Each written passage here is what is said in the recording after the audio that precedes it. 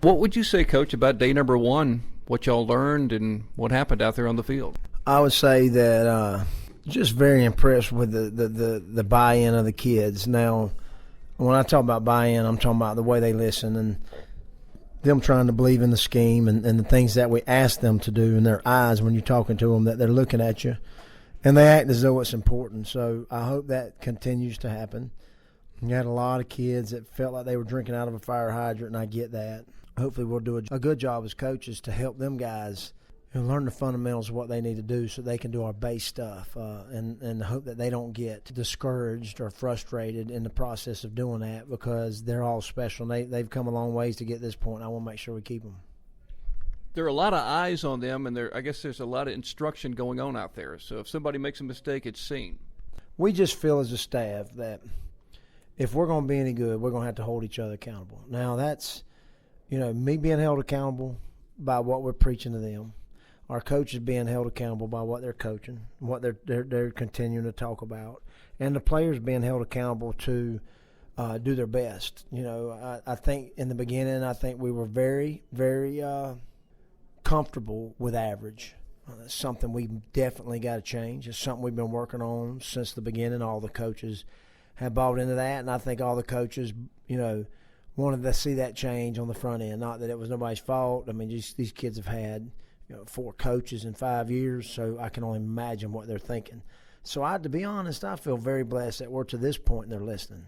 I wouldn't have expected at some of the other places I've been them to buy in as well as they did. Now, does that mean, that there's going to be a difference does that mean we're going to win X amount of games? No, it just means that we're going to make strides to try to get their best each and every play.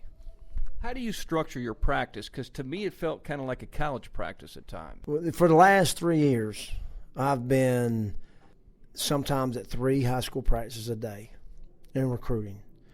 The practices, and the whole time my heart was in high school. I mean, I love the college game, and I love the recruiting. What most coaches didn't like, I became addicted to it. And it was a burning desire in me to kind of stay longer at the coaches' practices that were doing a good job with the way that they executed their practice, the way they planned their practice.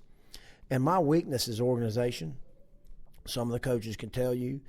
I just know that the kids are going to, if we schedule a practice, we're going to have to do our best to stick to the practice plan. Now, we didn't today because we got out there late.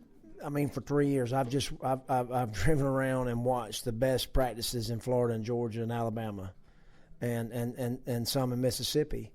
And so this is kind of the practice schedule we used at Southeastern. The head coach I worked for, Keith Bearfield, has been a head coach since 1977.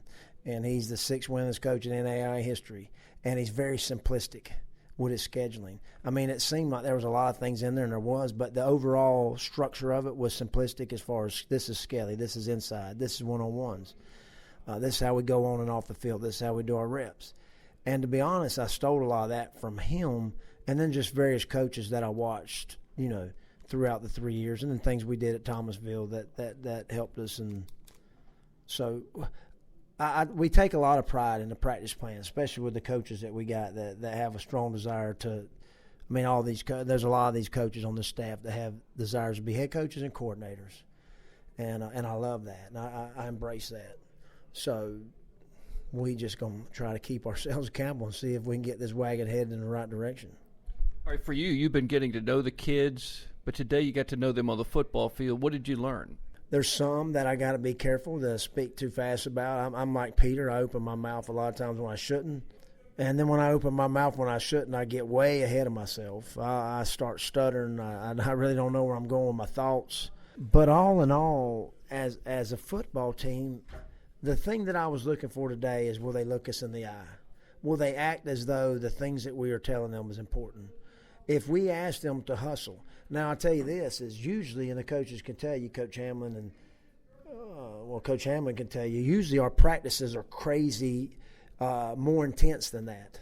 I mean, we're running around ourselves, and not that, and that's the way we had planned to be today, but we're getting out there, we got freshmen out there, we want to make sure that they feel that they're involved. We want to make sure we slow down and teach. Like when we got to board drill, we were able to get a little of our intensity. And eventually, we want them to know the drill. We want them to be familiar with the drill, want them to be a routine to them, and then just pound the fundamentals, pound the fundamentals. You know, as far as getting to know them as a football player, they were listening. And if we told them to bounce off the field, they bounced. So for that, I'm well pleased. Could you get a feel of talent level just based on one day? No, and partly because everything was slow today. I mean, they didn't know where they were going. I mean, as far as the number 2 receiver coming off the ball, safety's got them. You got offensive linemen that are learning new blocking schemes, so they're not aggressive. And you got a defensive lineman. Our defense is very simple, and they're flying to their gap. Plus, we got some of the pretty good defensive players on. I was impressed with the way that they did what we asked them to do. They looked us in the eyes when we were asking them. We said, hustle all the field. They did. You know, a lot of teams, and we said, all right, you got 5 up downs. You're on the sideline. We're not running to the ball. Well, we've all been around teams that you say that, and you get over there and you got 5 knotheads. They're going to get 3 and check to see if you're looking. We had older kids making sure that they got those. And I can't tell you how important that is. And as coaches, we got to do a good job of mentoring that, of fostering that type of behavior, and letting them feel as though they got some power in the decision making, that their voice is heard. And if we can, we might have some kids out there leading like I'm not used to.